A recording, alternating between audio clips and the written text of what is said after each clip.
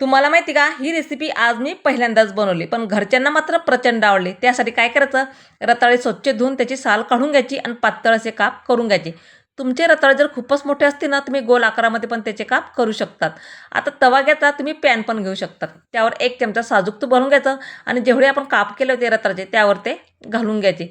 चांगलं 1 ते 2 मिनिटं चांगलं ब्राऊन रंग येईपर्यंत चांगलं परतून घ्यायची तुपामध्ये. चांगलं परतल्या 2 मिनिटानंतर त्यात आपल्याला 1 वाटी इथं दूध घालून घ्यायचे. दुधात आणि तुपात ते छान मस्तपैकी मुरले जातात. तुम्हाला गोड खायचं असेल ना, तुम्ही त्यात थोडीशी साखर घातली तरी पण चालतं. पण रताळे गोडच आहे त्यामुळे मी साखर घालत नाही. दूध आटून घ्यायचं आणि मस्त आपले रताळ्याचे काप इथं तयार झाले.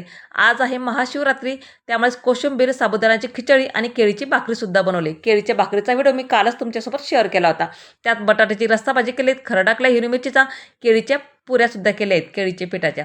रताळ्याचे काप त्यावर थोडंसं 1 चमचा साजूक तूप घालून घ्यायचं. मस्त आपली उपासाची महाशिवरात्री स्पेशल थाली तर तयार झालीत. तर आजचा व्हिडिओ तुम्हाला माझा कसा वाटला मला नक्कीच कमेंट करून सांगा. व्हिडिओ आवडला असेल तर लाईक, शेअर, सबस्क्राईब.